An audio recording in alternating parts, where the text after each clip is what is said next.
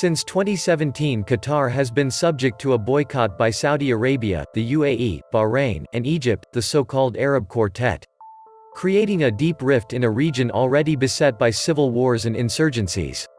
2 years into the blockade, Qatar is stronger and more resilient than ever.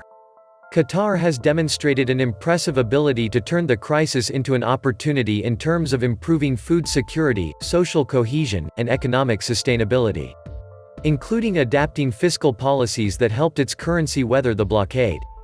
However, a much less recognized geopolitical silver lining is that the crisis has inadvertently helped Qatar keep out of some of the most damaging policies in the Middle East and, in this way, has paved the way for the country to make a regional comeback. Qatar was happy to be out of Yemen. Firstly, as soon as the blockade started, Qatar was thrown out of the alliance waging war in Yemen, which the Qataris joined reluctantly, largely to please the Saudis. Another year of war in Yemen has only involved more death and misery, with Saudi's other blockade bringing the country with its 28 million people to a massive humanitarian catastrophe. Serendipitously, Qatar was extricated from the negative reputational fallout suffered by Saudi and the UAE. This was Doha's first strategic win in the eyes of a global media and civil society increasingly alarmed at the horrors unfolding in Yemen. Moreover, with cracks rapidly developing in the Saudi-UAE alliance as a result of having diverging designs for Yemen's future, Qatar has come out as a more trustworthy party that harbors no preconceived ideas about Yemen's territorial integrity. In 2018, Saudi Arabia announced the Salwa Canal project, a plan to build a 200 meters wide, 70 kilometers long canal along their border with Qatar. This will turn Qatar into an island. Welcome to the Atlantis Report. The International Monetary Fund says Qatar's economy is expected to grow despite the Gulf nation being under an economic blockade for 2 years now. Qatar is the richest country in terms of GDP per capita compared with Dubai. In the UAE, they understood early that they couldn't rely solely on oil and gas, so they invested in creating an image of where East meets West, a place for business and tourism. In order to do that, Dubai sold its soul a bit, becoming known as a party destination where girls can wear skimpy clothes, and boozy brunches are the norm. In Qatar, they still rely almost completely on oil and gas. They stick pretty closely to their conservative Islamic roots, so there is very little going on in terms of a social scene and little for tourists to see and do. They also lag behind in terms of infrastructure. It is very little in terms of public transport. The World Cup is an attempt to change their image, but with all the controversy around it, it's not going well. The Qatar World Cup 2022 stadiums and infrastructure are being built by Nepalese immigrants employed in Qatar's construction industry who work for little or no pay. Qatar hosts 11,000 American troops at Al Udeid Air Base, the largest U.S. military base in the Middle East. And it recently broke ground on the base's expansion. In the words of Defense Secretary James Mattis, the U.S. enjoys a long-standing defense relationship with Qatar, a strong and valued military partner. Despite all the problems, Qatar is still one of the richest countries in the world and the richest in the Gulf. Following are some reasons that made Qatar top the charts. Number 1. Stable political system. People often underestimate the importance of a stable political system. Unlike many Middle Eastern countries, Qatar has been politically stable ever since its independence. Qatar is an absolute monarchy ruled by the Al Thani family. The ruling dynasty has been able to provide the Qataris with the highest per capita income in the world. Qatar is classified by the UN as a country of very high human development and as the most advanced Arab state for human development. Number 2. Exploiting natural resources. Before the emergence of the oil-based industry, Qatar was a poor pearl diving country. The exploration of oil and gas fields began in 1939. Oil was discovered in Qatar in 1940, in Dukhan Field. In 1973, oil production and revenues increased dramatically, moving Qatar out of the ranks of the world's poorest countries and providing it with one of the highest per capita incomes in the world. The discovery transformed the state's economy. Now, the country has a high standard of living for its legal citizens. With no income tax in Qatar, the unemployment rate is about 0.1%. Number 3. Lack of any serious home issues. Unlike most countries, Qatar has no problems at home. Thus it allows Qatar to intervene where it sees fit without too much regard for upsetting others because its policy is simply to engage with everyone it can as often as it can. Number 4. Prioritizing infrastructures. Qatar has made a vast expansion of infrastructure at home, as well as its investment abroad. The government has allocated 40% of its budget to infrastructure projects, including $11 billion on a new international airport, $5.5 billion on a deepwater seaport and $1 billion for a transport corridor in the capital, Doha. It will spend $20 billion on roads. The country's sovereign wealth fund, estimated to have assets worth around $70 billion, has poured more than $20 billion in recent years into stakes in German carmakers Porsche and Volkswagen, Agricultural Bank of China, Santander Brazil, Spain's Iberdrola and German builder Hochtief. Its ambitions extend into the realm of sport. Qatar won the right to host the 2022 Soccer World Cup. It spent $2.8 billion on hosting the 2006 Asian Games. And here is how Qatar became so rich so fast. In 1939, oil was discovered in the tragedy. Due to World War II, the growth in the field was slow until 1949.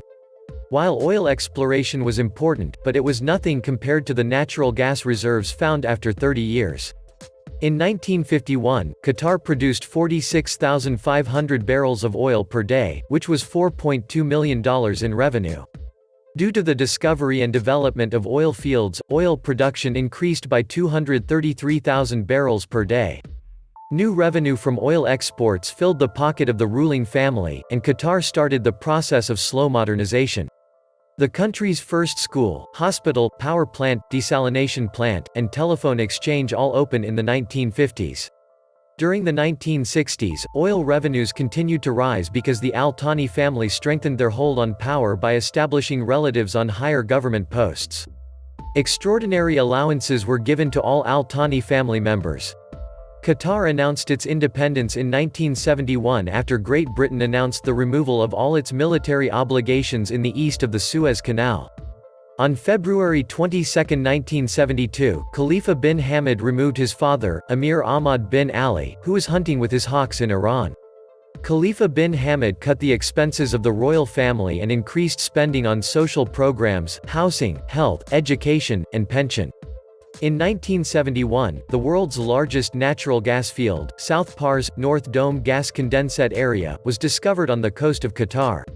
At that time, the production of petroleum was going on very high, so this area was not developed. Qatar will definitely say thanks for the northern region. Now Qatar has the largest natural gas reserves in the world after Russia and Iran. Qatar's stock is approximately 896 trillion cubic feet. In the 1980s, due to the decline in oil prices, due to a lack of oil revenues, the Qatari economy stagnated. The crisis prompted Qatar to eventually develop the North Field in 1989, although production was slow. By 1995, the situation in Qatar had not improved. Sheikh Hamad bin Khalifa Al Thani took over the bloodless coup with Emir Khalifa bin Hamad. Sheikh Hamad fixed a new direction for the country. Sheikh Hamad's first move was to track the development of the North Dome area rapidly. Production grew, and Qatar started exporting liquid natural gas for the first time. In order to accommodate increased production and demand, Qatar started building new liquid natural gas plants. In the last 15 years, 14 liquid natural gas plants have been made in partnership with international oil companies. In the late 1990s, Qatar entered the production sharing agreement with several international oil companies. New companies started using horizontal drilling methods to stop the fall in oil production. As part of Qatar's partnership with Musk Oil, the world's longest horizontal well became. In 1996, Qatar built a large, billions of dollars of Al Udeid Air Base, which served as a logistics and command facility for the American military. Partnering with the U.S. Army has given Qatar an unprecedented level of security. In 1997, Qatar started long-term settlements to provide a large amount of natural gas to Spain and Japan. Over time, Qatar provided more variety to its customers. Qatar's GDP has skyrocketed over the last 15 years due to stable oil production and high natural gas production. To avoid the dreaded resource curse, Qatar has taken measures to diversify its economy. In 1998, the government constructed Education City, a large complex that supports 6 American and 2 European universities as well as research centers. Qatar has raised the sovereign wealth of $170 billion due to revenues from oil and natural gas. It has started investing like a hedge fund. In 2003, Qatar established the Qatar Investment Authority (QIA) to reorganize oil and gas earnings in other income streams. QIA has made huge investments in the majority stake in Barclays Bank, Credit Suisse, Harrods, Porsche, Volkswagen, and Paris Saint-Germain football team. Qatar has become one of the largest holders of real estate in London through QIA. Qatar has a large part of Western Europe's largest skyscraper, as well as Canary Wharf and other parts of the city. Qatar's financial center was built in 2005 to develop Qatar's financial services industry. The country believes that it can become a major financial center for the Gulf states due to its relative stability and large base of capital. Thanks to the North Field, Qatar has the largest natural gas reserves in the world after Russia and Iran. Qatar's reserves are estimated to be 896 trillion cubic feet. The crash of oil prices in the 1980s, along with the emir siphoning off oil revenues, stalled the Qatari economy. The crisis led Qatar finally to develop the North Field in 1989, though even then, production was slow. By 1995, the situation in Qatar had not improved. Sheikh Hamad bin Khalifa Al Thani took the throne in a bloodless coup from Emir Khalifa bin Hamad, while the emir was in Switzerland. Sheikh Hamad set a whole new direction for the country. One of Sheikh Hamad's first moves was to fast-track the development of the North Dome field. Production was ramped up, and Qatar began exporting liquid natural gas for the first time. To accommodate increased production and demand, Qatar began building new liquid natural gas plants. Over the past 15 years, 14 liquid natural gas plants have been built in partnership with international oil companies. In 1997, Qatar began long-term agreements to provide massive amounts of natural gas to Spain and Japan. Over time, Qatar further diversified its clients. Qatar's GDP has skyrocketed over the past 15 years, thanks to steady oil production and high natural gas production. Hoping to avoid the dreaded resource curse, Qatar has taken measures to diversify its economy. In 1998, the government built Education City, a massive campus that supports 6 American and 2 European universities, as well as research centers. In 2006, Qatar passed Indonesia to become the largest exporter of liquid natural gas in the world, with revenues from oil and natural gas amounting to 60% of Qatar's GDP. But more competition was coming, with liquid natural gas production booming in places including the US and Australia. The skyline has changed dramatically in recent years.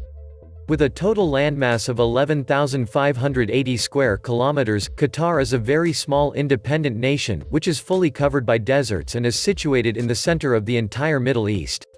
And, until lesser than a century ago, it was one of the poorest nations in the entire region. It was sparsely populated because of the inhospitable desert lands where the temperature in summers would climb up to over 50 degrees Celsius. Also, back then, it used to be a colony of the United Kingdom. The primary sources of income for this tiny nation used to be its dwindling fishing industry, and extraction of pearls out of the ocean. The days were not very good. However, then in 1938, its first oil field was discovered, and things began to change but only to a minimal extent. This was so because the oil reserves were not humongous enough to change the prospects of the country. Then, in 1970 something big happened. Oil major, Shell had discovered the world's third largest gas field, the Northern Fields in Qatar. However, back then, the only means to transport gas was through pipelines. The problem with that was this. Every place where there was significant demand for natural gas, was just too far off Qatar, and to lay pipelines to those places would have been an enviable and very costly affair. This wasn't something that the British back then was open to spending on one of its tiniest colony. However, when Qatar gained independence in 1971, the new emir had already realized that the only way he could have changed the fortunes for Qatar and its people was by means of trading the natural gas. Thus, he heavily invested monetary resources into the research and development of this underdeveloped science called liquefaction. Liquefaction is a process of conversion of natural gas to liquid form, which can be easily transported in containers loaded over ships and trucks. And that investment made back in those times in the later years paid back in ginormous volumes. Within a very short span, Qatar began to export natural gas to nations spanning all across the globe, earning back humongous petrodollars, dollars earned by means of oil and gas trade. And that was how Qatar transformed its fate, from a poor desert nation dependent on failing fishing industry and pearl extraction to a super-rich country with booming infrastructural development and radically improving lifestyle, which was also depicted in the marvelous GDP growth rates. Qatar formed a sovereign wealth fund to invest its fortunes across the globe in diversified sectors strategically. The body was called the Qatar Investment Authority, QIA. And QIA did such a wonderful job at choosing the right assets to invest in, that today its net worth is over $335 billion. That's a mind-boggling figure, making it the 11th biggest sovereign wealth fund in the entire world. And that's the wealth of a nation with a population of just over 2.5 million, among whom Qatari people account for just about 300,000 people. Yep, just 5 zeros after 3. And that is what has risen its overall GDP per capita to over $127,000. This wealth fund made investments in all sorts of sectors, be it sports and travel or real estate and technology. Not only has it invested heavily into well-known tech companies like Uber, but it is also one of the largest stakeholders in popular companies like Volkswagen, Shell, and Russian oil giant Rosneft. Then, it also has stakes in the greatest of cities, and their best of properties. I mean, just imagine this. Qatar owns more property in London than the Queen of England does. It owns 34% of the top 15 skyscrapers in London, while the very UK-based companies own a little lesser than 21%.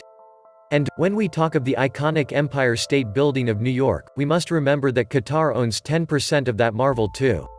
Similarly, it has a 20% stake in British Airways, 20% ownership in the Heathrow Airport, and 25% in the St. Petersburg Airport as well. Wow! And, the money that these investments earn Qatar every month, every year is then invested back into acquiring other valuable assets and also channeled back into the home country to build more of highways, ports, airports, colleges and universities, and more of infrastructural marvels like skyscrapers and much more. And, that's the tale of Qatar cracking open the juggernaut of wealth creation and becoming the richest country on the entire freaking planet. Thus, regardless of the size, a country should be pragmatic. A proper vision and self-analysis would help to transform the country its best.